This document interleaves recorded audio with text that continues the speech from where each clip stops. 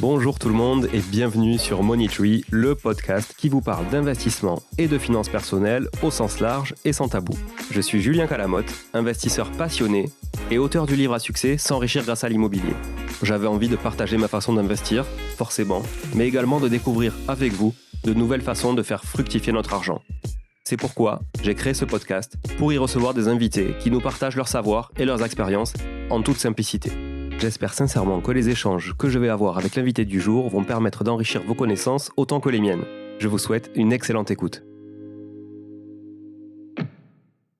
Bonjour à tous, bienvenue sur cet épisode. Aujourd'hui, c'est un épisode un peu particulier parce qu'on va pas vraiment parler d'investissement et on va plutôt parler d'argent, mais pas d'argent non plus de manière malsaine ou d'argent à investir, mais on va parler d'argent en matière de rémunération quand on est sportif de haut niveau et quand c'est donc son métier. Et pour ça, j'ai le plaisir de recevoir Manon Genet. Salut Manon. Salut Julien, bonjour à tous. Merci déjà de m'accorder ce temps. Tu es en convalescence, en semi-convalescence, parce que tu étais quand même très active en ce moment malgré tout. Donc écoute, c'était finalement la bonne période pour se voir, malgré toi. Ouais, tout à fait. Il faut profiter de ces périodes-là pour faire les choses dont j'ai pas le temps d'habitude. Donc c'est très bien que tu m'aies contacté, je suis très heureuse d'être là. Merci beaucoup. On va parler évidemment de ton parcours, de ce qui t'a amené au triathlon. Tu vas nous dire aussi ce qu'est le triathlon pour les gens qui savent pas ce que c'est, parce qu'il y en a aujourd'hui qui savent pas ce que c'est. On parlera pas de foot aujourd'hui malheureusement, hein. Le foot tout le monde connaît, mais le triathlon c'est un peu plus, on va dire, confidentiel comme sport. Donc est-ce que tu peux te présenter déjà et puis nous dire qui tu es, d'où tu viens, ce qui t'a amené à être aujourd'hui triathlète professionnel? Alors donc Manon Genet, tu l'as dit, moi je suis originaire de La Rochelle. J'ai un passif de gymnaste. Pendant 10 ans, j'ai fait de la gymnastique artistique à un bon niveau puisque j'étais quand même en sport-études. Donc ça représente à l'âge d'une douzaine d'années déjà 15 heures d'entraînement par semaine, plus des engagements sur les compétitions tous les week-ends. Gym artistique, c'est quoi? Gym au sol? Ouais, c'est les 4 agrès. Sol, barre, poutre et saut. Ok. C'est connu pour être un sport assez militaire. Ouais. Ça l'est, je le confirme. C'est pour ça que les Russes excellent d'ailleurs. Les Russes, les Chinois. Ouais, c'est ça, tous les communistes en fait. Mais c'est une super bonne école de la vie et je pense que ça a été, même si d'un côté c'est assez destructeur parce qu'il n'y a pas encore beaucoup de pédagogie dans la gym, en tout cas à l'époque où j'en faisais, donc c'était il y a 15 ans, 20 ans maintenant. Je pense que ça évolue, mais voilà, ça reste un sport assez dur quand on est enfant. Mais je pense que ça m'a aidé à avoir pas mal d'armes dans la vie et j'ai tout de suite aimé le goût du dépassement de soi, de l'investissement dans un sport. J'avais besoin de challenge tout le temps. Je suis passée par la course à pied parce que mes parents sont marathoniens et ultra-trailers. Donc j'ai tout de suite eu une accroche pour les sports d'endurance, mais courir, c'était pas assez. Je suis partie aux États-Unis quand j'avais 16 ans. Alors, c'était pas vraiment un coup de tête, mais c'était vraiment un rêve de gamine. Je suis partie là-bas et en fait, au-delà d'apprendre l'anglais, j'ai appris aussi à nager. Voilà, donc j'avais... Quand tu dis appris à nager, c'est appris à nager sportivement parlant. Techniquement, voilà, avoir une forme de technique et pouvoir nager le crawl sur une certaine distance et prétendre un petit peu à de la performance.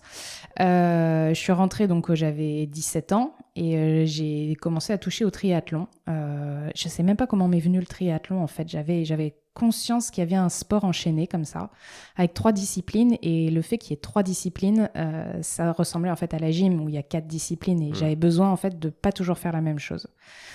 Et je suis tombée dans le bain du triathlon assez rapidement, donc du coup entre 17 et 18 ans, mais j'en ai pas pratiqué beaucoup parce que j'ai été surtout sensibilisée à mes études.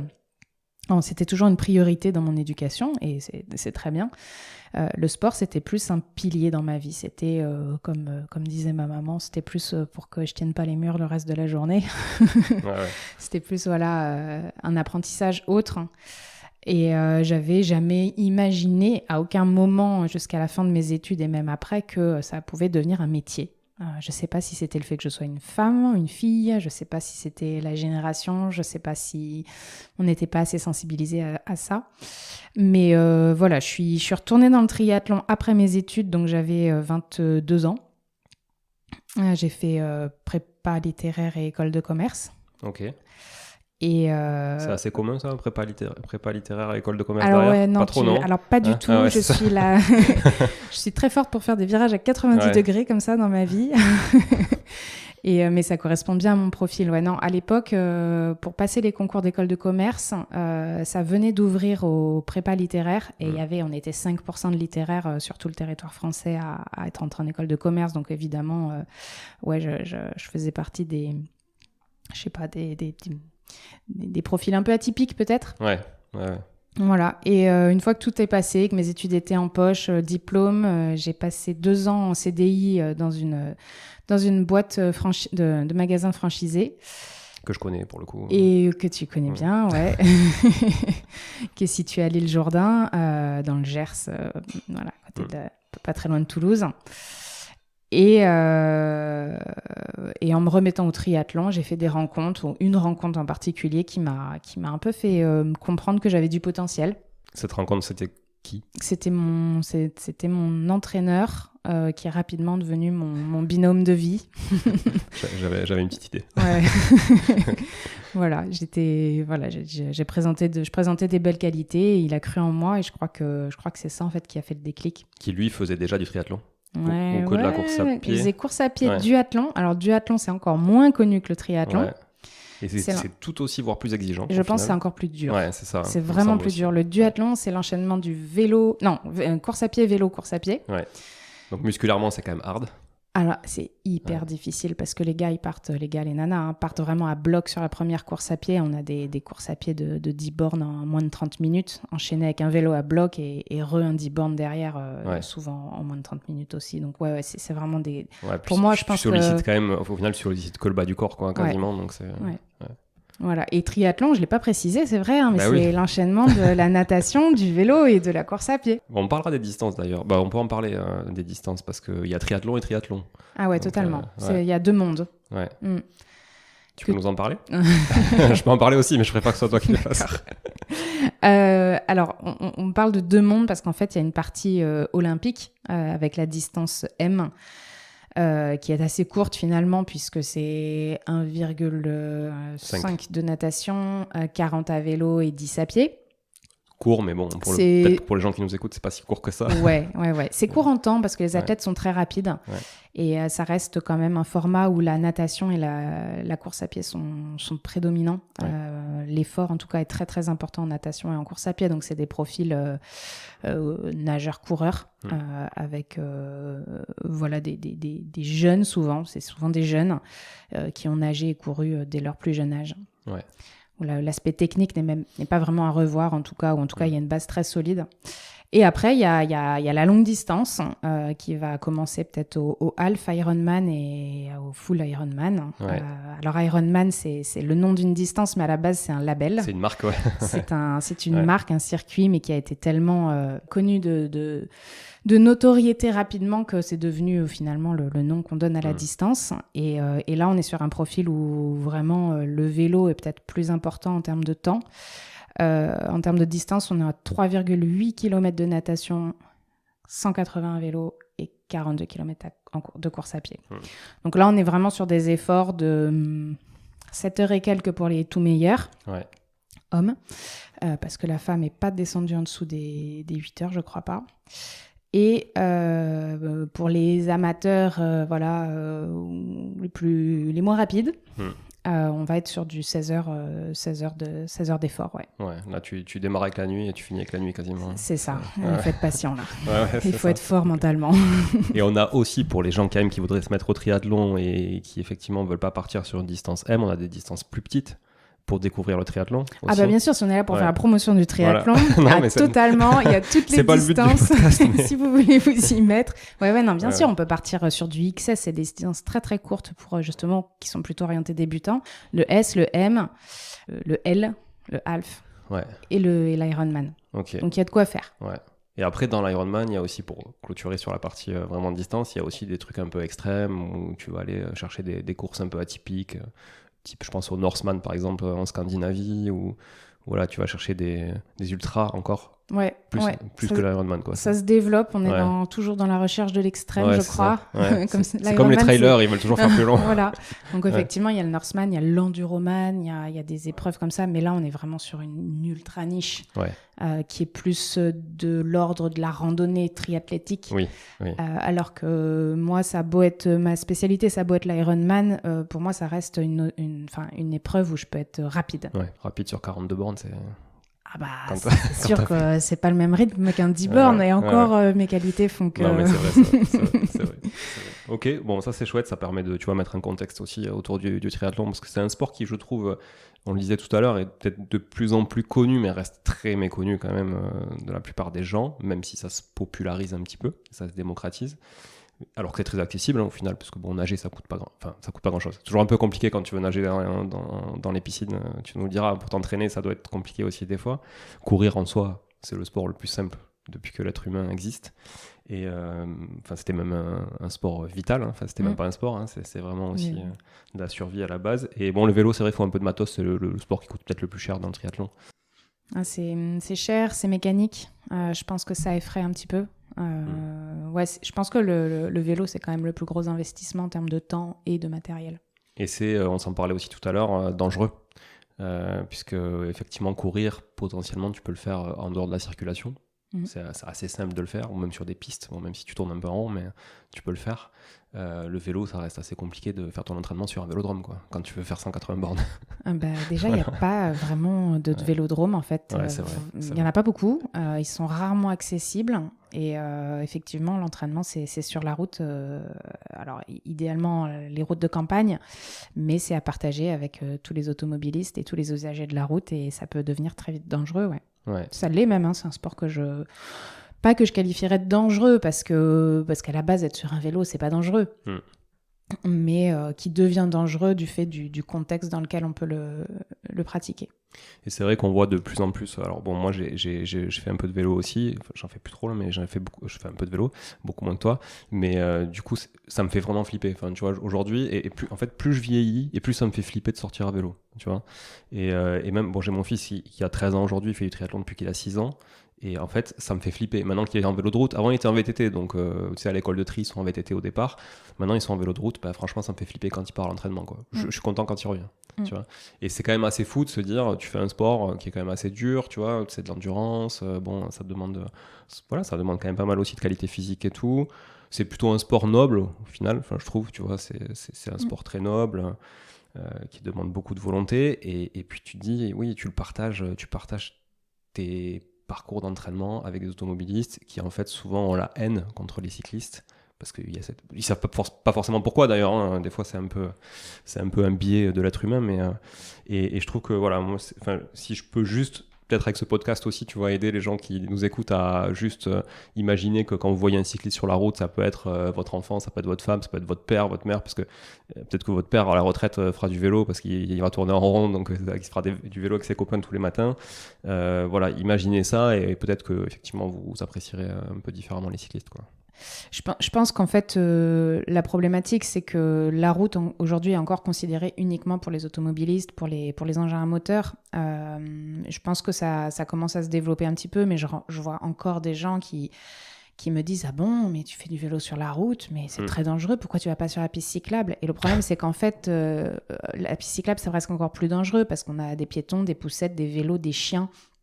Et donc, c'est impossible pour nous, quand on cherche à aller chercher de la performance, on fait des exercices d'aller sur ces pistes cyclables. Mais oui, effectivement, il faut qu'il y ait une prise de conscience globale que la route, c'est pour tous les usagers et que après c'est aussi aux cyclistes de faire attention. Je veux dire, parfois, c'est pas que les automobilistes. Parfois, il y a des risques qui sont pris par les cyclistes. J'en vois souvent, ils n'ont pas de casque. Il y a des choses comme ça qui peuvent alimenter parfois la haine du cycliste. Ouais.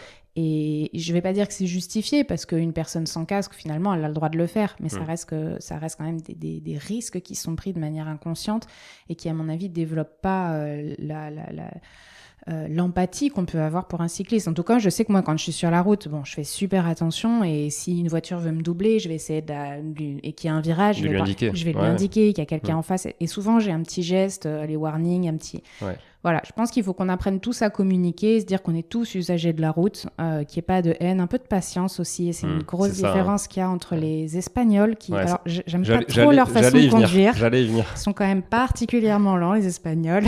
Pardon pour les Espagnols qui nous écoutent, mais... Oui, mais ils peuvent rester 5 km derrière toi sur un col, ça les gêne pas. Exactement. Ils ont un respect pour l'être humain. En tout cas, qui est sur la route en train de se démener contre le vent, la pluie, les pentes, etc. Et ça, je pense que c'est hyper précieux et qu'on a beaucoup à apprendre en tant que Français de ce côté-là, parce qu'on parle des Espagnols, mais bon, j'ai quand même voyagé dans beaucoup de pays du monde et j'ai rarement vu autant de haine qu'en France. Pas forcément justifié en plus. Voilà. Non, souvent, c'est pas justifié. Donc, bon, voilà, en tout cas, si ça peut aider, tu vois... à notre petite échelle, et essayons d'aider un peu les automobilistes à accepter les cyclistes. Est-ce qu'on parle un peu d'argent ? C'est pas un sujet sur lequel j'ai l'habitude de parler. C'est presque tabou, mais ouais, je trouve que c'est un sujet intéressant qu'on peut aborder. Ouais. Non, mais tu nous diras ce que tu as envie de nous dire, évidemment, mais moi, ça m'intéressait de discuter de ça avec toi parce que je te suis depuis un moment quand même, et je te connaissais aussi de loin avant que tu passes pro. Et c'est clair que quand tu passes pro, ton seul revenu, c'est ça. Et il faut quand même construire quelque chose autour, un écosystème qui te permet de vivre de ton sport, qui est quand même qui est coûteux, parce qu'il y a le matos, mais il y a aussi les voyages. Et puis il y a le temps que tu passes aussi. Ton temps, il faut qu'il soit rémunéré pour tout ça. Donc moi, j'aimerais bien que tu m'expliques aujourd'hui quel est le modèle économique d'un sportif de haut niveau dans le triathlon, parce que dépendamment des sports, c'est quand même assez différent. On va mettre le foot de côté, le rugby aussi qui se professionnalise beaucoup depuis au moins 10 ans. Voilà.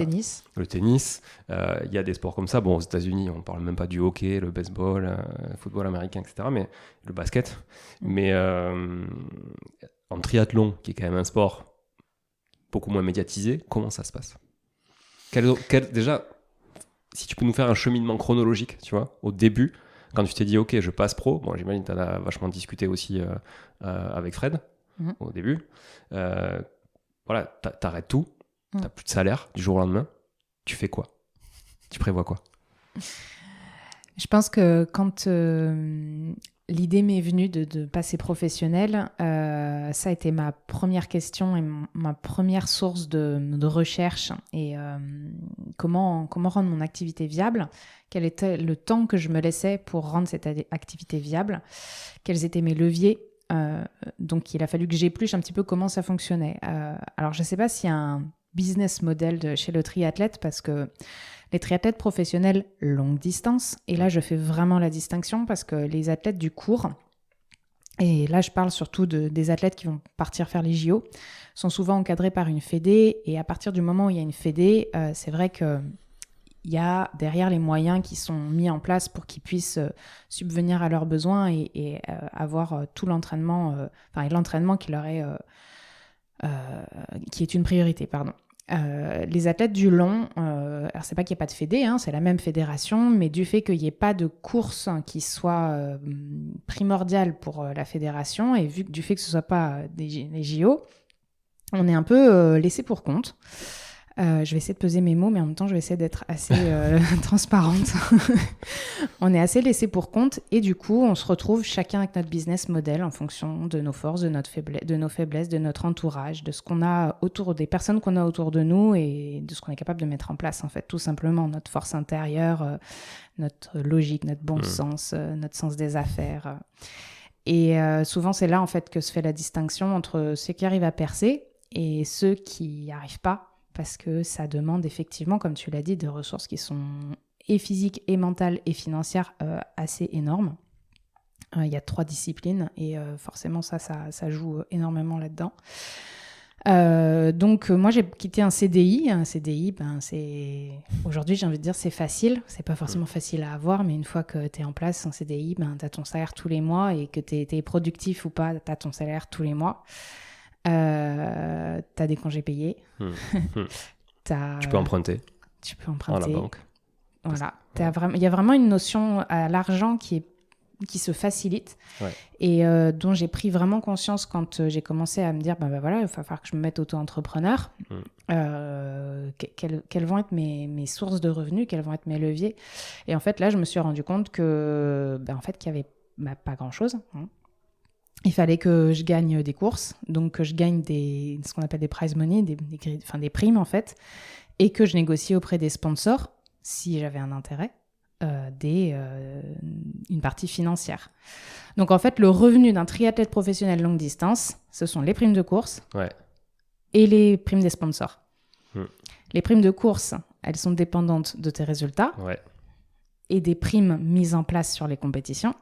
Les primes des sponsors, elles sont mises en place parce que tu as des résultats, parce que tu as une notoriété, parce que tu es visible sur les réseaux sociaux, parce que tu as du poids médiatiquement parlant et que pour la marque, c'est intéressant. Mais tu peux avoir des résultats et être nul en marketing. Tout à fait. Ou tu peux être très bon en marketing, avoir moins de résultats qu'un autre athlète qui gagnera peut-être moins bien sa vie aussi.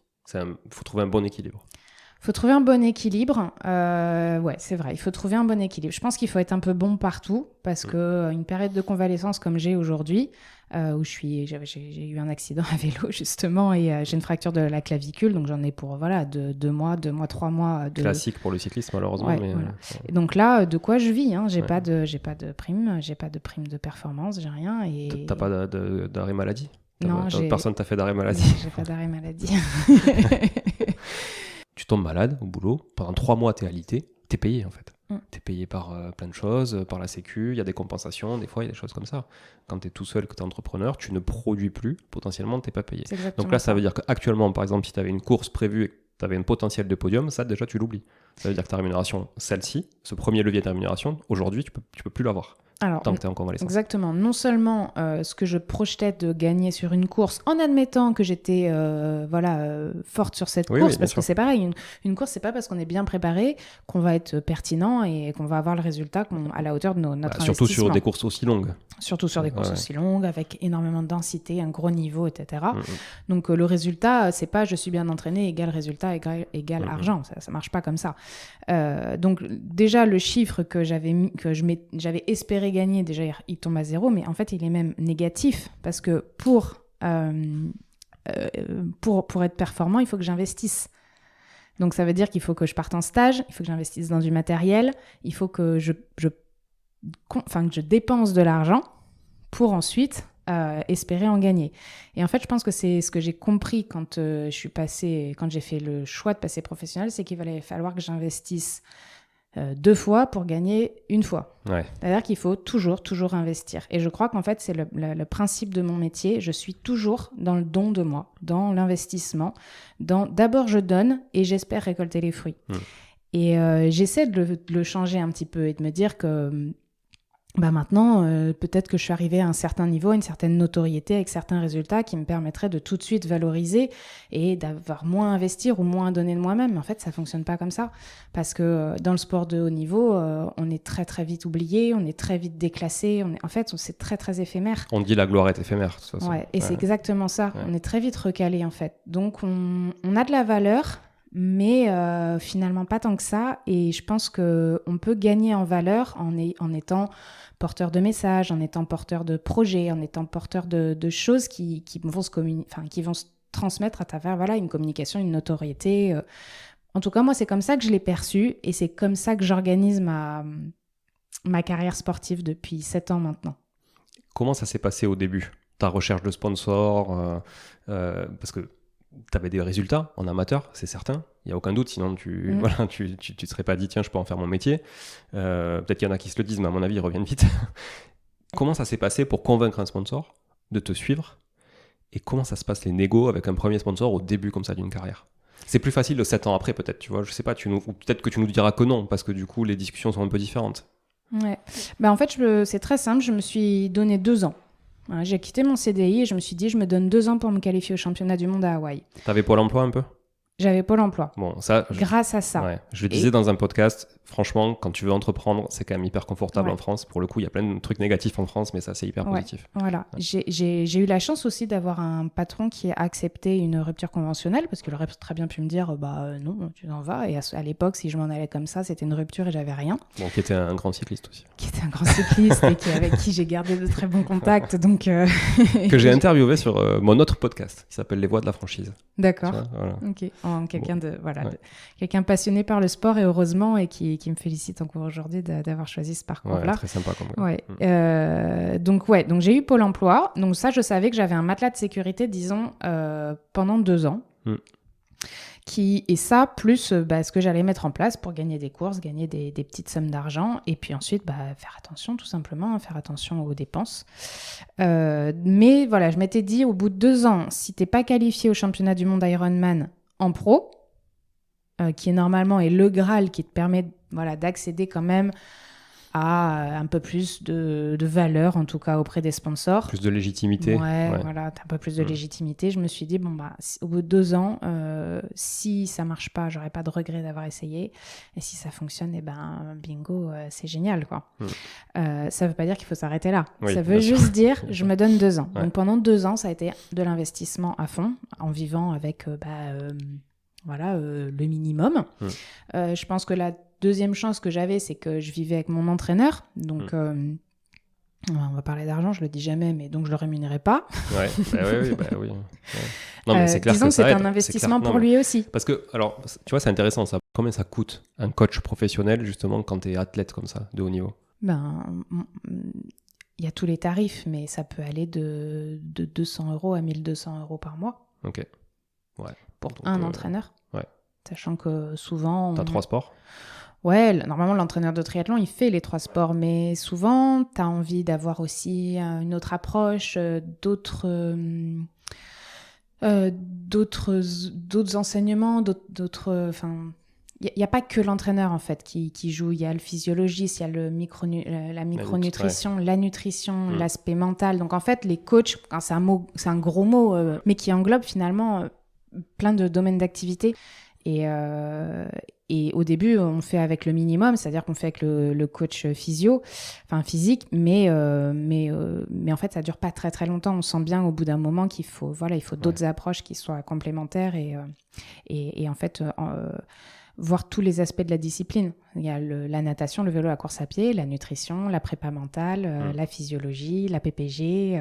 C'est sûr que quand tu fais 8-9 heures de course, la prépa mentale, elle est importante quand même. C'est qu'on est sur des volumes horaires de 25 à 35, 40 heures d'entraînement par semaine. Et ça, c'est juste l'entraînement. Ouais. Ça ne prend pas en compte la récupération et tous les soins qu'on peut apporter à notre corps, plus tout l'aspect autre. Parce que je pense qu'on va en parler après, mais il n'y a pas que l'entraînement, en fait.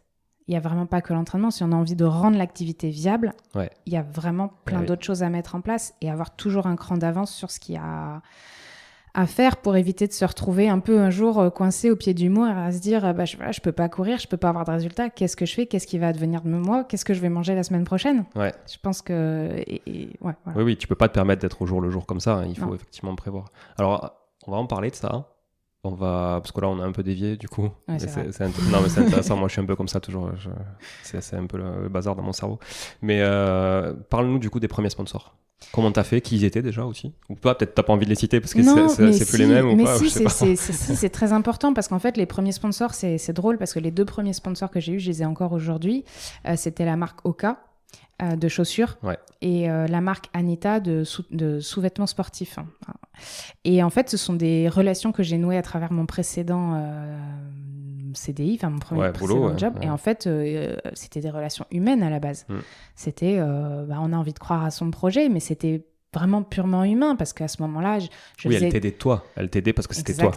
Exactement. Et c'est encore le cas aujourd'hui, mais c'est comme ça que ça a démarré. Et c'est là que j'ai envie de dire que le relationnel est extrêmement important et je pense que ça a été l'un de mes plus grands apprentissages, c'est qu'en fait le relationnel est hyper important dans ce type de métier parce qu'en fait on va parler business quand on a gagné les championnats du monde ou quand on a fait un résultat qui est astronomique et qui va mettre à peu près toutes les marques à nos pieds.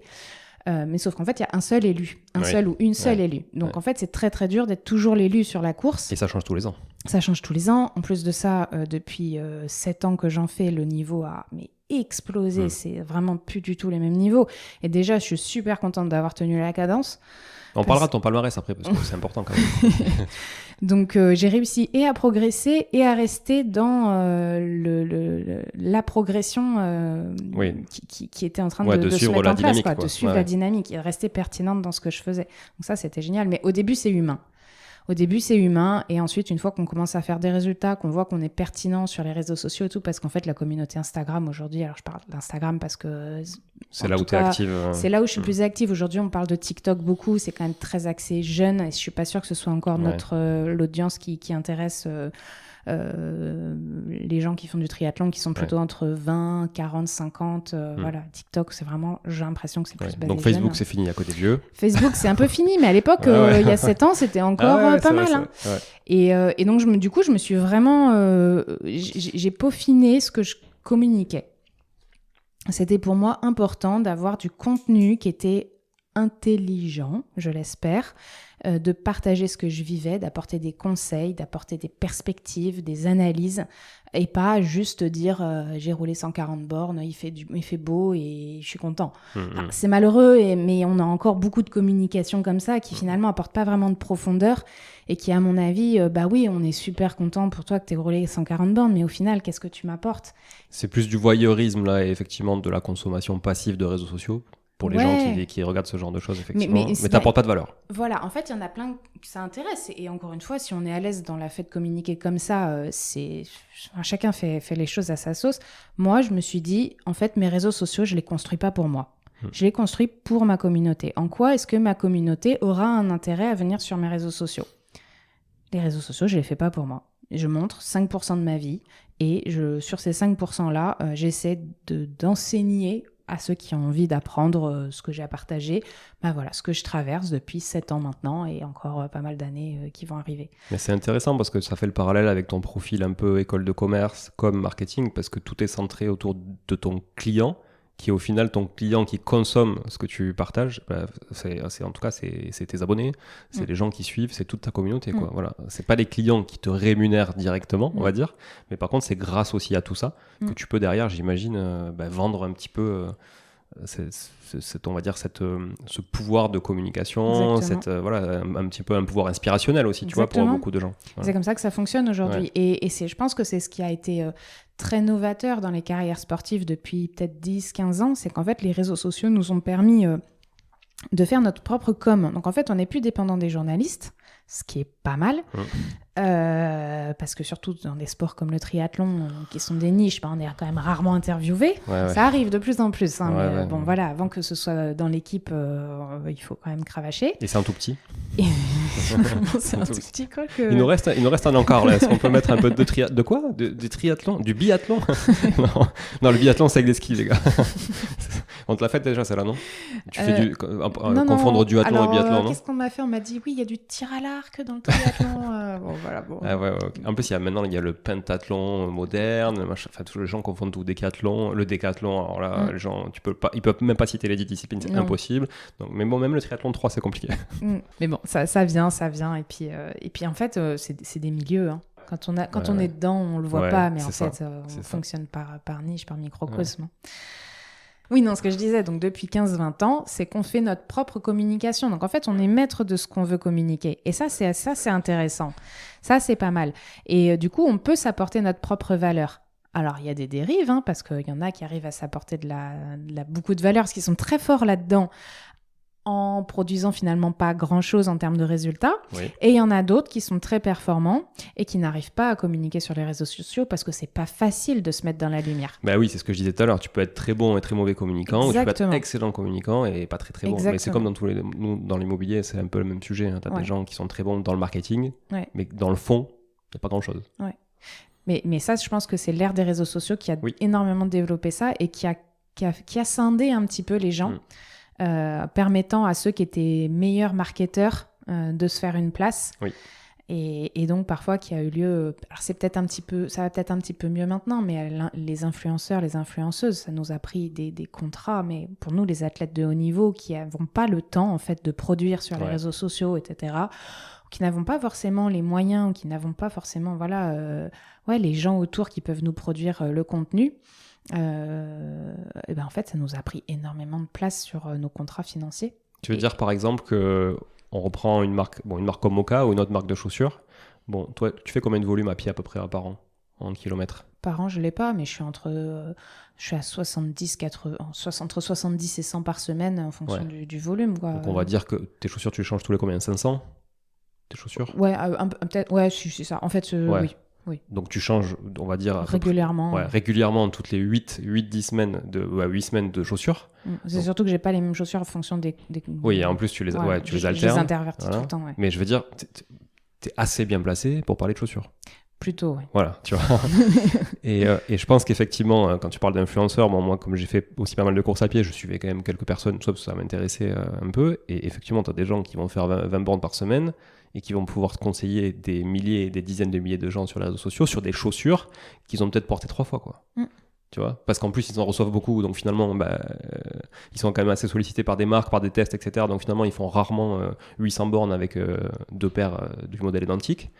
Et donc, effectivement, ils peuvent prendre plus de place. C'est de ces gens-là que tu parles, par exemple? Oui, je parle des gens qui ont fait des réseaux sociaux leur métier et qui ont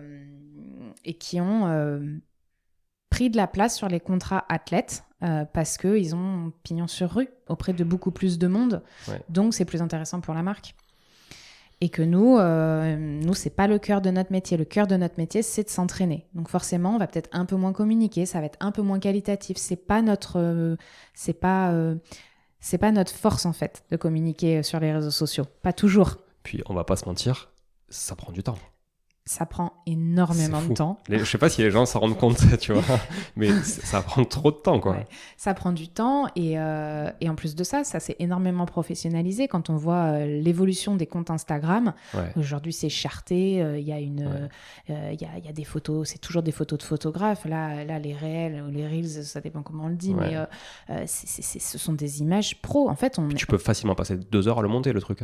Ah bah bien sûr, mais encore, souvent quand il faut que ce soit bien fait, il faut que ce soit fait par un professionnel qui prend un gros billet pour le faire. Les images, on est passé sur des images, voilà, c'est du drone, c'est de la capture sous l'eau, etc. Ça demande vachement de matos. Donc s'il y a vachement de matos, il y a vachement de compétences, et vachement de compétences, voilà, un chèque qui va derrière. Donc en fait, tout ça, ce sont des investissements, et si on n'est pas dans ce move-là, on devient très vite has-been. Et ça, c'est valable pour tous les corps de métier, hein. Mais n'empêche qu'aujourd'hui, les réseaux sociaux, pour moi, ça fait partie des leviers qui nous permettent de vivre, j'ai envie de dire malheureusement. Ouais. Parce que, du coup, c'est pas ton truc ou c'est quand même un peu ton truc, mais tu te sens un peu obligé des fois? Moi, je pense que c'est mon truc et je pense que c'est ce qui a fait ma force. En fait, il y a 7 ans, quand j'ai commencé à m'y mettre, je crois que j'ai réussi à être assez novatrice en termes de communication en France, parce que j'ai tout de suite capté comment ça fonctionnait et parce que j'aime ça, parce que j'ai une formation littéraire, donc les mots, généralement, j'arrive assez bien à les utiliser, les choisir. Oui, puis t'écris bien. Ouais. Ce qui n'est pas le cas de tout le monde aussi. Exactement, mais oui. Et ensuite, une école de commerce, donc disons que j'ai une notion... une approche commerciale, une approche marketing qui fait en fait ma force souvent sur ces réseaux-là. Donc moi, j'estime que je suis à l'aise. Là où je vais être beaucoup moins à l'aise, c'est quand c'est pas évident parce que je parle de moi, donc en fait, je suis le produit. Ouais. Et c'est pas comme si on faisait la promotion d'une bouteille d'eau ou d'un parfum. Là, je parle de moi et on est très très facilement la cible d'attaque sur les réseaux sociaux. Parce que c'est facile d'attaquer sur les réseaux sociaux et même si je trouve que j'ai une très bonne communauté, je mets quand même en avant qui je suis, ce que je fais, mes valeurs, ce que je réussis, ce que je réussis pas. Et je suis un peu à la merci du jugement des autres. Et ça, je trouve que c'est l'aspect que j'ai peut-être de plus... Alors, en même temps, j'arrive de mieux en mieux à le gérer parce que je travaille dessus. Et en même temps, j'ai envie de m'en détacher franchement parce que c'est pas facile. Quand on gère une carrière sportive avec énormément de difficultés dont on n'a pas conscience parce que tout est trop tabou, Tu parles de quoi ? Je crois que je parle de tout. On n'imagine pas, par exemple, l'impact, les discussions avec les sponsors qu'on peut avoir chaque année pour survivre. On n'imagine pas la difficulté qu'il y a d'aller s'entraîner parce que dans les piscines, on n'est pas la bienvenue parce qu'on nage pas à la vitesse des autres. On a des problématiques souvent avec des gens parce que on est sportif de haut niveau, alors ça paillette un peu, c'est beau, ça donne envie, ça jalouse et puis ça commence à devenir un peu malveillant. Puis c'est chiant aussi parce que tu bois jamais de bière. Et après, quand t'es dans un... Non mais c'est vrai, quand t'es à table aussi c'est chiant. Ouais, mais en fait, ça, c'est un choix de vie. Oui, non, mais je veux dire, c'est chiant. Je le vois pas comme ça. Les réflexions des autres, des fois, c'est un peu chiant. Mais je les ai plus parce qu'en fait, je les fréquente plus, ces gens-là. Ouais, voilà. Mais disons que une carrière professionnelle dans le sport, c'est un nombre de choses à vivre. En fait, on devient très multicarte parce qu'on a vraiment tous les aspects physiques, financiers, mentaux, psychiques de l'être humain. Et en fait, notre corps et notre tête sont nos outils de travail. Donc c'est très difficile de mettre du recul par rapport à ce qu'on vit. Que les gens ne soient pas conscients, je comprends, tu vois. Parce que, en fait, c'est... Bon, tu vois, moi, quand je faisais un peu de triathlon, en fait, quand tu fais du triathlon, tu te compares toujours à des gens qui sont souvent au-dessus, tu vois, parce qu'en fait, tu as envie d'aller plus haut, etc. Et tu as l'impression que t'es une merde par rapport au reste. Par contre, quand tu discutes de triathlon, tu vois, avec des gens, le commun des mortels, tu as l'impression que tu es un extraterrestre, tu vois. Et donc, comme tu dis, c'est une niche, tu vois, c'est un microsystème, un peu, le triathlon, etc., comme d'autres sports, hein, qui sont hyper confidentiels comme ça, etc. Mais les sponsors, eux, je veux dire, une marque comme Oka ou une marque sportive, une marque de vélo, etc., c'est quand même des gens qui sont dans le monde du sport, etc. Est-ce que eux, ils sont quand même plus ouverts à tout ça et est-ce qu'ils sont en mesure de comprendre, tu vois, que la communication, du coup, elle peut des fois aussi passer un peu après l'entraînement, que ta priorité, c'est l'entraînement, c'est la performance, parce que, c'est ce pourquoi tu te lèves le matin, 2, ça peut être un levier de rémunération aussi, et 3, ça peut être un levier de rémunération indirect, parce que si tu performes, comme tu le dis, si demain tu gagnes les championnats du monde, forcément tu seras plus visible pour la marque aussi et donc c'est bénéfique pour eux à moyen long terme. Est-ce que ça ils l'entendent plus facilement que justement le particulier que tu as mis de côté aujourd'hui parce qu'il est plus dans ton mindset? Oui, bien sûr. Une marque de sport, si elle a envie de travailler avec des athlètes, des sportifs de haut niveau, forcément, elle sait très bien que l'année, elle va pas être linéaire. Il va y avoir des hauts, il va y avoir des bas. Je pense que ça, ils en ont vraiment conscience. Après, ça reste un business pour eux. Ils investissent des sous. Donc, si l'athlète, il est plus rentable ni sur le plan sportif, ni sur le plan communication, marketing, ça va durer un petit peu. Et puis, si ça dure un peu trop longtemps, malheureusement, le business avant tout. Donc, on reste quand même des objets marketing. Ouais. Ils vont pas faire les enfants de cœur à nous permettre de vivre si on rapporte rien. Tout à l'heure, je te parlais de LinkedIn. Ouais. Moi, je l'identifie comme ça, tu vois. Je me dis, LinkedIn, il y a quand même beaucoup de gens dans le monde pro, quoi. C'est assez corporate comme réseau, etc. Même si aujourd'hui, ça se popularise beaucoup aussi. Hein. Pareil, ça évolue, tous les réseaux sociaux évoluent. Avant, il n'y avait que Facebook. Maintenant, Facebook, il n'y en a plus. Enfin, tu vois, ça évolue. Mais j'identifie vraiment LinkedIn pour trouver des sponsors. Parce que pour le coup, tu as vraiment des gens qui sont quand même des top managers, qui sont des décideurs, qui peuvent, tu vois, demain investir dans un ambassadeur pour leur marque, leur entreprise, etc. Est-ce que ça, tu le ressens? Est-ce que tu as des sollicitations là-dessus? Alors moi, j'ai utilisé LinkedIn pendant un moment et j'ai vraiment eu l'impression de perdre mon temps sur LinkedIn. C'était énormément de sollicitations, très peu de gens qui voulaient m'apporter concrètement quelque chose. J'avais l'impression que c'était surtout un marché et j'y trouvais pas trop ma place. Apparemment, ça a un petit peu changé depuis un an et on trouverait un petit peu plus en tout cas que ça c'est assez professionnalisé. Ouais. J'en ai pas assez d'expérience, j'ai pas assez de recul parce que du coup j'ai un petit peu lâché cette plateforme-là. Je la retiens quand même puisque tu me dis que c'est un peu mieux. Je pense qu'il y a... Alors, c'est un peu mieux, oui, non. C'est-à-dire qu'effectivement, il y a eu une étape où les gens y allaient que pour chercher du boulot.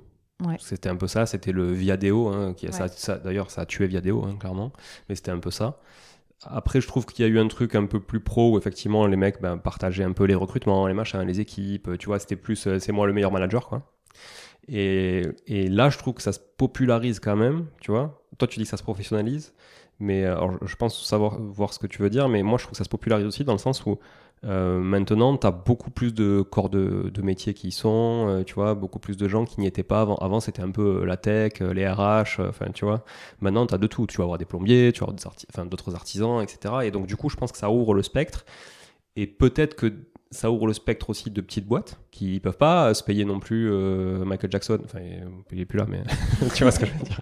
Qui ne peuvent pas se payer des ambassadeurs non plus hyper médiatisés, mondialement connus, etc. Et du coup, je pense qu'il peut y avoir des opportunités si un sportif de haut niveau tire son épingle du jeu dans la communication sur LinkedIn. Parce que LinkedIn, je trouve que l'algorithme, il est quand même assez canon.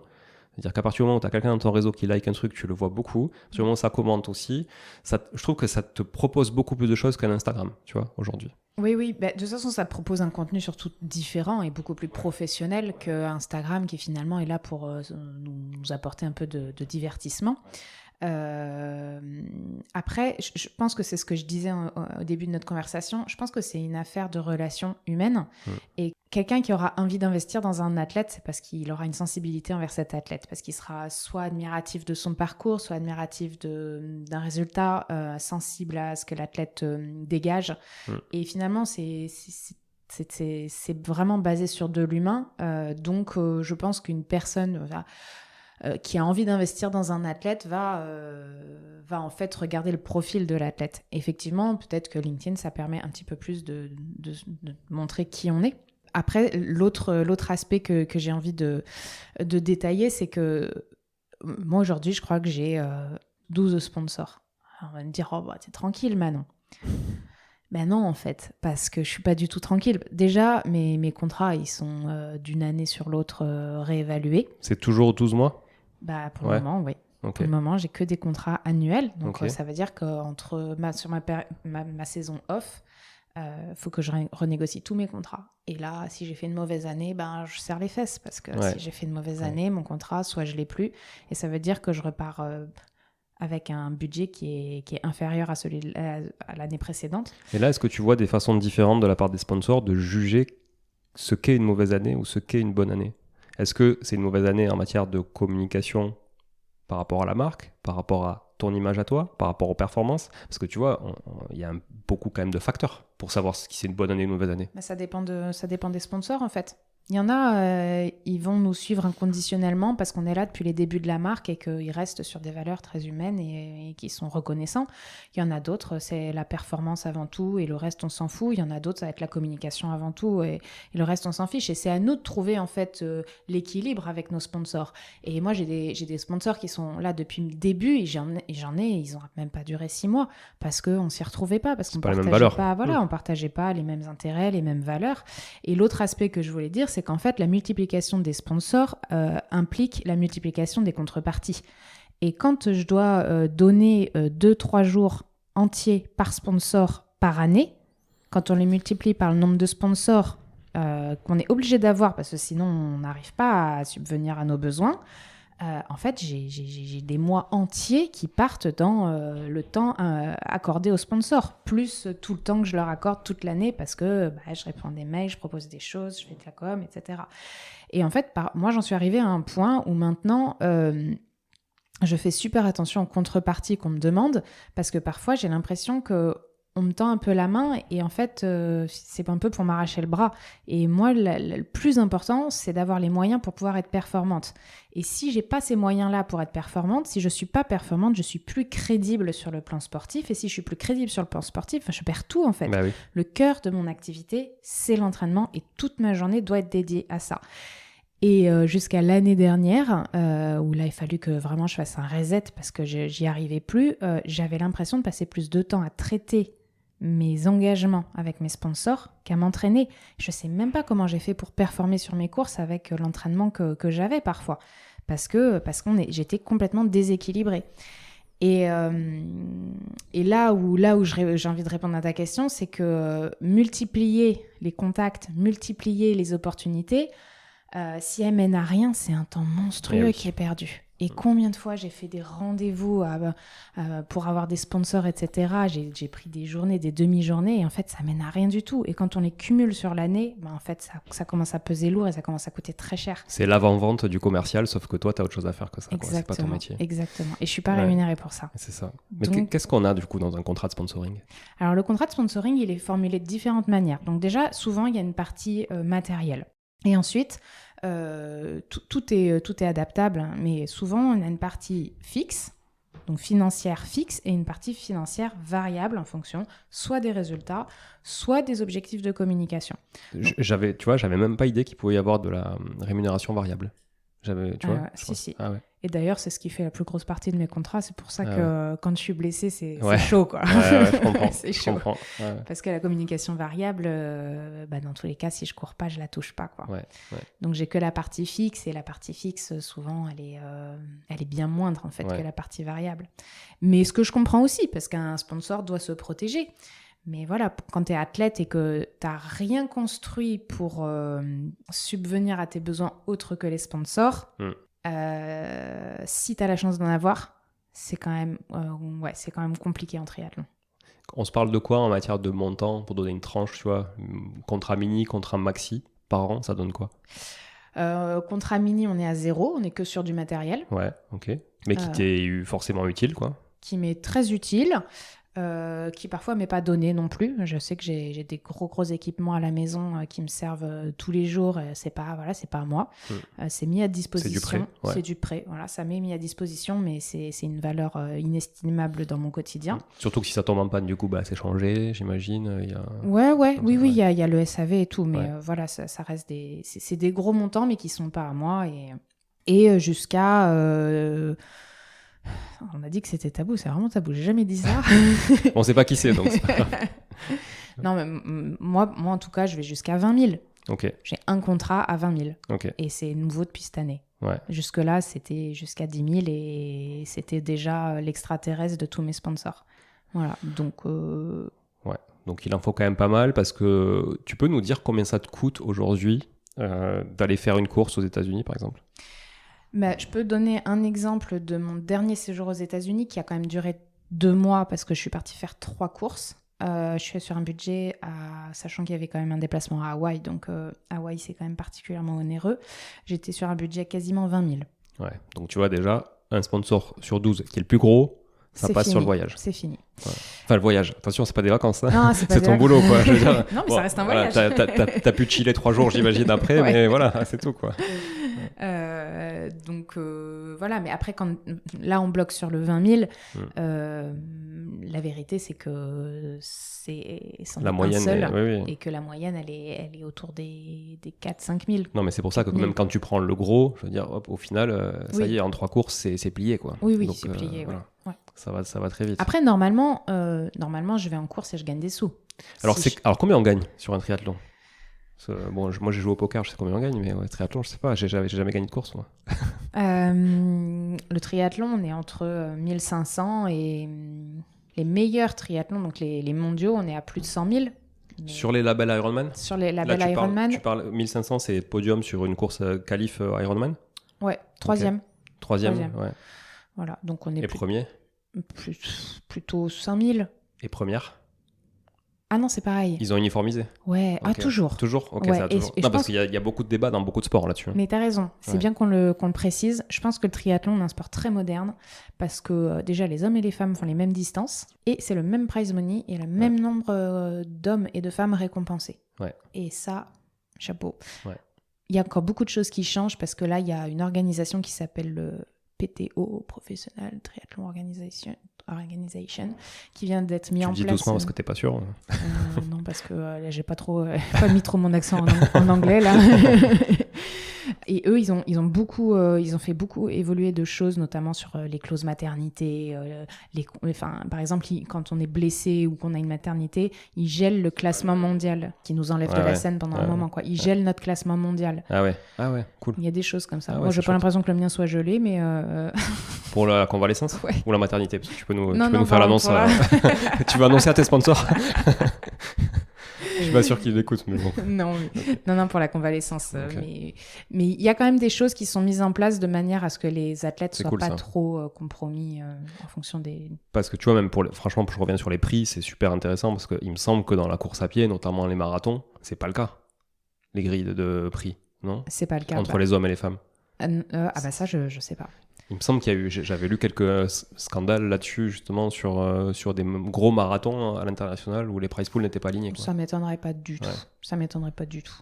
Et je pense qu'on parle de la course à pied, mais il y a vraiment beaucoup d'autres sports. Je parle du cyclisme. C'est catastrophique. Je pense que la différence entre les hommes et les femmes dans le cyclisme, on est vraiment loin encore. Ouais, c'est vrai. Bon, enfin, tout, même le foot et tout, au final, c'est pareil. Quoi. Même, oui. Ok. Donc voilà, en triathlon, c'est vrai qu'on est assez moderne sur la question. Là, tu parlais des prix Ironman, mais est-ce que... Il n'y a pas que des courses Ironman, t'as ouais, raison voilà. de le dire. Donc, sur les... Parce que bon, Ironman, c'est un business, faut pas se le cacher, c'est un business. Quand tu vois le marketing qui est fait autour et tous les goodies qui sont vendus, etc., il y a vraiment un gros business. Est-ce que sur une course type championnat du monde longue distance, donc qui est la différence d'Ironman, il y a des prix aussi ? Alors oui, il y a des prix. Et le PTO, donc toujours cette même organisation, s'est rajouté pour pouvoir justement rendre des prize money qui soient décents. Okay. Donc là, sur la première place des mondiaux, moi j'ai fait 2e l'année dernière aux mondiaux, j'avais 11 000. 11 000. Ok, ça tu les déclares comment ? Tu payes des impôts ? Ah bah oui, mais c'est pas 11 000 dans ma poche. Non mais voilà, ça aussi, tu vois, c'est intéressant aussi, je pense, de le préciser, parce qu'on dit, ok, on a dit, bon, 20 000, c'est un contrat, ok, ça peut être 5 000, ça peut être, voilà, ok. Ah bah de toute façon, tout ce que je gagne, je suis amputée des charges, URSSAF, etc. Donc non, c'est jamais tout rond dans ma poche. Donc tu peux diviser quasiment par 2. Oui, c'est sûr que par rapport à ce que j'encaisse réellement... Ouais. Mais bon, après, ça dépend quel... C'est du chiffre d'affaires. Ouais, c'est du chiffre d'affaires. C'est du chiffre d'affaires. Okay. Aujourd'hui, tu restes en entreprise individuelle ?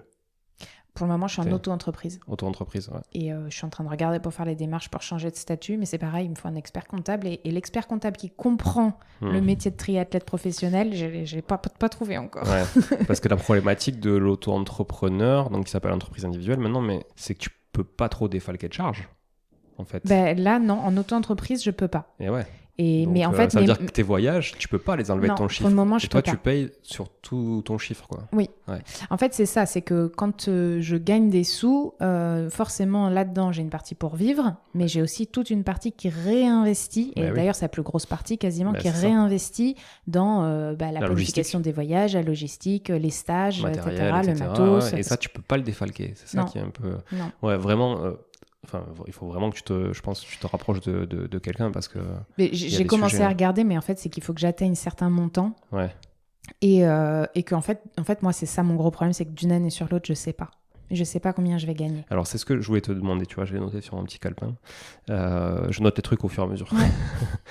Est-ce que tu fais un prévisionnel en début d'année pour te dire, ok, let's go, faut que j'aille chercher tant. Bien sûr. Ouais.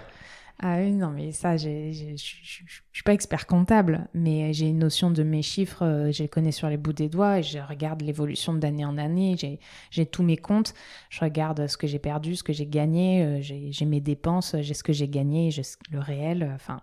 Donc oui, chaque année, en début d'année, et d'ailleurs c'est ce qui va quasiment définir la stratégie que je vais avoir dans l'année, la stratégie sportive, c'est quel est mon budget cette année. Et ouais.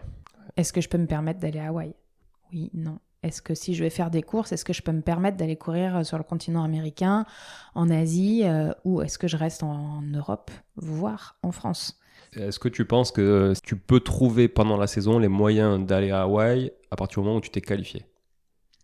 J'ai déjà fait. Ouais. Et j'ai réussi à récupérer un petit budget, ouais. Mais au final, ça n'a pas franchement un grand impact pendant l'année. Okay. Surtout qu'en fait, à Hawaï, c'est malheureux de le dire, mais y aller, c'est bien.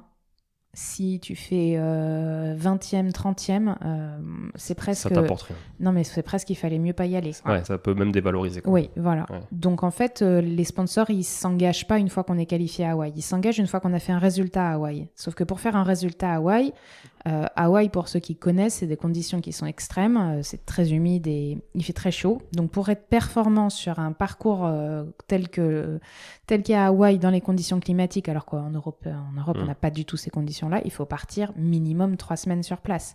Minimum 3 semaines sur place, sachant qu'aujourd'hui, la nuit, dans un Airbnb ou dans la nuit moyenne, on est à plus de 300 € par nuit. Imaginez le budget déjà.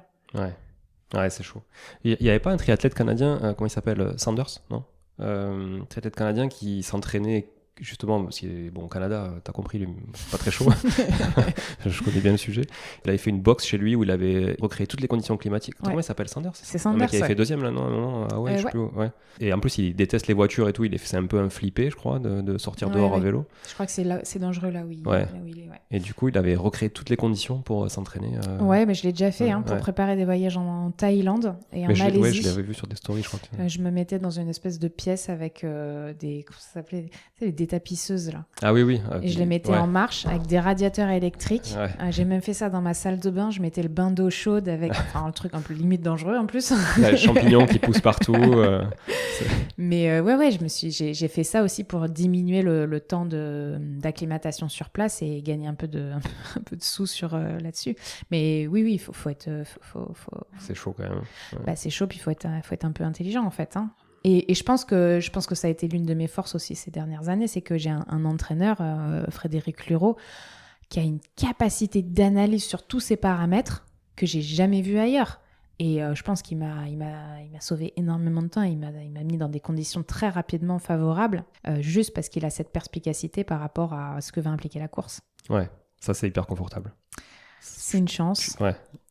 Et sur les autres sujets, justement, j'ai l'impression que tu fais absolument tout. Il y a des choses que tu délègues quand même ou pas du tout?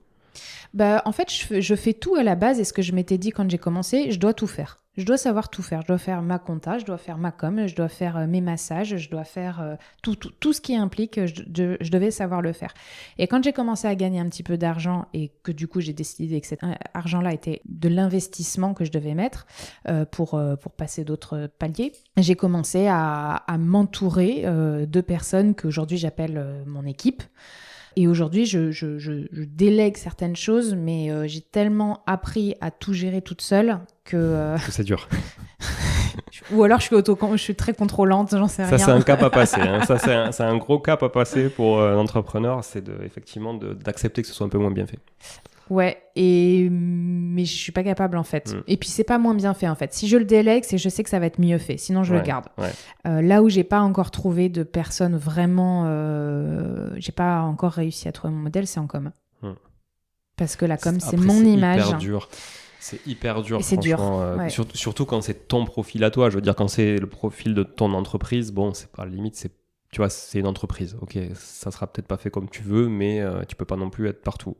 Mais quand c'est ton image à toi, avec ta tête sur la photo de profil, c'est quand même assez compliqué. C'est assez compliqué. D'ailleurs, je sais pas si les gros influenceurs, tu vois, qui ont vraiment beaucoup de followers, genre plusieurs centaines de milliers ou plusieurs millions, vraiment arrivent à déléguer ne serait-ce que le plan média ou un truc. Enfin, je veux dire, c'est compliqué quand même, quand c'est toi. Tu peux vite être décrié, les gens peuvent être méchants sur les réseaux, etc. Et si en plus, t'es même pas la source du contenu... Ouais, mais je pense qu'à partir du moment où on a une certaine notoriété, on peut pas tout contrôler. Il y aura forcément des gens qui vont nous critiquer, il y a forcément des gens qui vont dire des choses qui sont pas vraies. En fait, il y a un moment, il faut aussi lâcher du lest. Mais après, tu peux être maître et choisir de rester maître de ce que tu partages sur ta page. C'est pareil. Est-ce que tu as les épaules pour tout supporter? Est-ce que tu as un réel intérêt? En fait, ça dépend, je crois, de ton degré de notoriété. Moi, j'ai besoin de contrôler ce qui se dit. Enfin, pas ce qui se dit, parce que je pourrais jamais contrôler, mais j'ai besoin de contrôler ma page, mes réseaux sociaux. Oui, de répondre aux messages, de les lire, de lire les commentaires. Toi, tu les lis pas? Non, ça sert à rien quand tu lis les commentaires. Si, je peux les lire un peu de temps en temps. C'est bon pour l'algorithme, il faut dire aux gens de laisser les commentaires. Non, mais j'adore recevoir des messages, mais je vais pas passer ma journée à lire les messages, à répondre, etc. J'ai besoin de mettre aussi une certaine distance parce que mes réseaux, c'est mes réseaux et que je sais qu'en plus de ça, je suis quelqu'un qui donne beaucoup. Quand je suis sur les compétitions et qu'on me sollicite, je suis quelqu'un qui donne. Et à un moment, il faut aussi, moi, que je sache mettre les limites. Oui, donc, et recevoir un peu des fois aussi. Ouais, non, mais franchement, je reçois et tout. Je pense que j'ai une relation avec mes réseaux sociaux qui est assez saine. Mais du coup, voilà, en fonction des périodes de ma saison, de ma vie, etc., j'y mets plus ou moins de recul. Par contre, je veux rester maître et contrôler les messages que je communique. Ok. Est-ce que tu as préparé la suite de tout ça? Ouais. Bon, tu t'es cassé la clavicule, tu es arrêté de manière temporaire. Demain, une carrière sportive de haut niveau, ça peut s'arrêter. Ça fait partie des paramètres à envisager. Tu l'as un petit peu sous-entendu tout à l'heure. Qu'est-ce que tu as mis en place aujourd'hui ou qu'est-ce que tu prévois de mettre en place justement pour l'après ? Alors déjà, on a mis en place avec mon conjoint, donc Frédéric Lureau, on a mis en place... moi, je me suis pas mal impliquée dans sa structure de coaching. Je ne coach pas, je suis pas coach, j'ai pas les diplômes. Puis ça te ferait encore un truc à faire. Ouais, puis je ne pense pas avoir la patience. Je dis ça, peut-être qu'un jour je le serai, mais en tout cas, à l'heure actuelle, je ne l'ai pas. Donc, je pense que de ce côté-là, on a pas mal de choses à faire parce que le coaching, ça implique du coaching soit physique avec des particuliers, soit des clubs, soit du coaching à distance par le biais de programmes sportifs. Donc ça, c'est ce que lui, il fait. Mais il y a aussi toute une partie stage. Et les stages de triathlon, c'est quelque chose qui est en développement et c'est quelque chose que finalement, tu peux organiser quasiment tout au long de l'année si t'as que ça, enfin si c'est le cœur de ton activité. Donc on a commencé à s'organiser, on organise depuis quelques années on organise 2 à 4 stages par an. Je sais que ça c'est quelque chose sur lequel je suis hyper calée et que si j'ai envie de développer ce côté-là, feu quoi, j'y vais. Je pense que d'ailleurs c'est quelque chose qu'on fera parce que c'est très intéressant, c'est très enrichissant et que ça j'ai pas besoin d'être athlète professionnel tout le temps, je veux dire. Mais par contre, justement, ma carrière professionnelle m'aide à surfer auprès des potentiels stagiaires. Le fait que je sois triathlète professionnelle et que j'ai quelques résultats à mon actif, ça m'a permis d'avoir une certaine notoriété qui aujourd'hui apporte une crédibilité non seulement au coaching de Fred, de mon conjoint, et qui me permet d'avoir un accès direct à toute une communauté de triathlètes pour organiser des stages et que cette communauté-là est une clientèle potentielle. Bien que Fred ne soit pas non plus mauvais en triathlon. Hein, il est très bon triathlon, mais il ne communique pas. Voilà.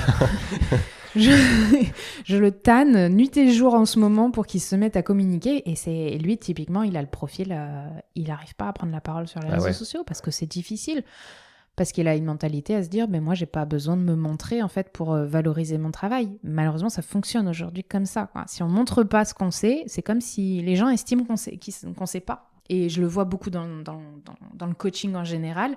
Il y a une professionnalisation du triathlon et du coup énormément de coachs qui arrivent dans le milieu. Et alors là, les réseaux sociaux, ça marche. Hein. Il y en a tous les jours, il y en a. Et en fait, c'est pas forcément des gens qui savent vraiment ou qui ont 15 ans d'expérience ou qui ont les compétences à apporter aux athlètes. Ouais, puis c'est vrai que en plus, coach fitness, alors là, t'en parles même pas, il y en a des millions. J'ai l'impression que les mecs sont créés des statuts d'auto-entrepreneur, coach sportif, fitness, nutrition, un peu la totale. Mais coach triathlète, c'est vrai que il n'y en a pas des masses, des quand même connus et qui coachent des professionnels en France. Hein. Il y en a quelques-uns, mais il n'y en a pas beaucoup. Et ouais, c'est dommage, mais bon, tu pourrais t'occuper de... Si tu avais un peu de temps, tu pourrais t'occuper de ça. Ça va venir, mais le temps, j'en ai pas extensible. C'est pour ça, mais bon, ok. Donc la suite, il y a ça. Donc il y a tout ce qui est organisation de stage, etc. Donc vraiment écosystème triathlon. Ouais, là, on est vraiment dans l'écosystème du triathlon. Je sais qu'on a un club aussi, mais effectivement, c'est de l'association, donc associative. C'est pas censé être à but lucratif. C'est du bénévolat, clairement. Mais ça nous fait un vivier d'athlètes aussi. Après, moi, je suis aussi engagée auprès de la Maison du sport au féminin. Alors, ça n'a pas de vocation professionnelle, mais n'empêche que c'est des choses... la Maison du sport au féminin, c'est une association qui est là pour développer le sport sous sa forme féminine, tous les aspects, de la petite enfance jusqu'à l'athlète professionnel. Je sais que ce sont des choses dans lesquelles j'aimerais m'investir. Et après, moi, j'ai plein d'idées de projets de développement que je me note dès que je l'ai, je me le note. Je sais que ça peut être des sources de revenus pour la suite. Donc, je suis pas en manque d'idées. Ouais. Mais pour moi, je pense que la base, c'est mes résultats sportifs, parce que si j'arrive à avoir les meilleurs résultats sportifs que je puisse avoir, je vais surfer de toute façon sur une crédibilité qui m'apportera derrière plein de portes ouvertes en fait. Je peux travailler avec les marques aussi, au développement de produits, je peux travailler en tant que community manager parce que pour le coup je sais ce que c'est. Je sais ce que c'est. Ouais, donc il y a des solutions, mais aujourd'hui c'est plus des portes de sortie. Ouais. Mais t'as pas encore construit le chemin vraiment pour te diriger vers l'une ou l'autre des portes, à part les sujets du début. Ouais. Okay. Ça, après, j'ai construit, non, d'un point de vue professionnel, je pense que je construis tous les jours. C'est pas encore concret parce que j'ai pas le temps en fait d'accorder de l'énergie et que de toute façon aujourd'hui ça serait développer quelque chose que je pourrais pas dans lequel je pourrais pas m'investir. Après je pense à l'après en termes d'investissement financier, etc. pour que j'ai une retraite, parce que c'est pareil, les sportifs de haut niveau, les retraites, il y en a pas. Aujourd'hui, tu arrives du coup à te dire j'épargne un peu, parce qu'on parle d'épargne, de finances personnelles sur ce podcast. Tu arrives à te dire j'épargne chaque mois, je place, si oui, qu'est-ce que tu fais? Est-ce que tu es à l'aise avec ces sujets aujourd'hui ou pas du tout, ou tu fais... Oui, on a un gestionnaire de patrimoine qui nous a permis en fait de prendre quelques solutions. Je pense à l'assurance vie, je pense à des investissements immobiliers pour pouvoir investir en fait dans des choses concrètes qui nous permettent d'ici quelques années d'avoir des biens en fait. On est propriétaire de notre maison. Je trouve qu'après 7 ans de triathlon professionnel, compte tenu du milieu, j'ai fait quelques choix de vie qui me permettent d'être aujourd'hui, je vais pas dire sereine parce que c'est pas le cas, mais disons d'avoir quand même quelques ancres solides. Et une période Covid au milieu. Ouais, et au milieu une période C'était pas idéal Covid. pour les sportifs de haut niveau, non. Clairement. Non. Ouais. Ok. Est-ce que tu vois d'autres choses à ajouter maintenant? On a fait un bel épisode. T'as envie de conclure sur quoi? J'ai envie de conclure sur le fait que les sportifs de haut niveau sont des gens qui méritent un peu plus d'attention, parce que ce sont des gens qui sont vraiment très généreux dans tout ce qu'ils font dans la vie. Qu'aujourd'hui, le sport en France n'est peut-être pas valorisé à sa juste valeur. C'est même pas peut-être, c'est sûr. Et je pense qu'on a tout à y gagner à valoriser le sport et les athlètes, parce que c'est un vecteur de solidarité, mais je parle là vraiment au niveau national. Et quand on voit ce qu'est capable de générer le sport aux États-Unis, le patriotisme qu'il y a derrière le sport et les mentalités qu'il y a. Les valeurs aussi. Les valeurs, ouais. Je pense qu'on a vraiment intérêt à valoriser ces athlètes-là, quelle que soit leur discipline, quel que soit leur niveau, parce que les valeurs qui transpirent à travers le sport sont très fortes. Et que ça peut aider beaucoup de monde à trouver sa voie dans la vie, je pense, et à être avoir un peu plus de bien-être et de bienveillance les uns envers les autres. Bon, en tout cas, merci beaucoup pour ces échanges, Manon. C'était vraiment très intéressant. Désolé aux auditeurs qui sont pas très sportifs si on a parlé un peu trop de sport. Et que, bon, voilà, après, comme je disais à Manon, je dis après tout, c'est mon podcast, je parle de ce que je veux. Mais donc, on a quand même bien parlé d'argent, je pense. Manon s'est un peu livrée, elle n'a pas l'habitude. Non, j'ai pas l'habitude je crois que c'était faire ça. Très sincère. Donc, merci en tout cas pour ça, c'est intéressant. Je pense aussi que si plus d'athlètes se livraient là-dessus, ce serait peut-être moins tabou. Et peut-être que ça ouvrirait aussi un peu les portes à beaucoup aussi d'athlètes qui osent pas trop se lancer, ou qui peut-être des fois aussi sous-estiment leur valeur par rapport aux marques, tu vois. Je pense qu'il y a aussi ça, il y a ce syndrome de l'imposteur peut-être que des fois que tu peux avoir. Totalement. Et tu te dis, mais attends, mais pourquoi une marque me filerait tant ou tant après tout Mais c'est parce qu'en fait, quand on est athlète, on a l'impression que nos valeurs sont déterminées par nos résultats. Notre valeur est déterminée par nos résultats. Et il suffit qu'on rate une course, on a l'impression de plus avoir de valeur et en fait de plus avoir de quoi que ce soit à négocier. Alors qu'au final, notre valeur, on la construit tous les jours aux yeux des autres, à nos yeux déjà et aux yeux des autres. Donc oui, effectivement, ce syndrome de l'imposteur, il est vrai, et il est vrai parce que résultat sportif.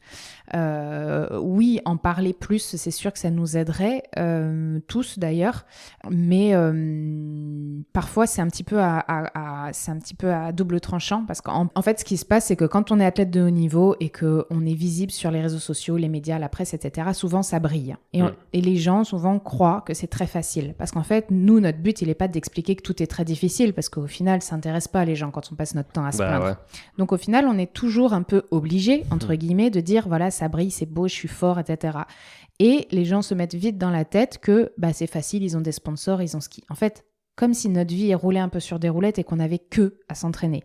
Et ça, je pense que c'est vraiment quelque chose qu'on a besoin de désacraliser, parce que c'est pas la vérité. Les athlètes aujourd'hui qui ne font que s'entraîner, ce sont les meilleurs mondiaux, il doit y en avoir 5. Les autres, il y en a, ils concilient des métiers à côté, il y en a qui travaillent tous les jours pour essayer d'avoir d'autres sources de revenus, il y en a qui n'y arrivent pas. Donc...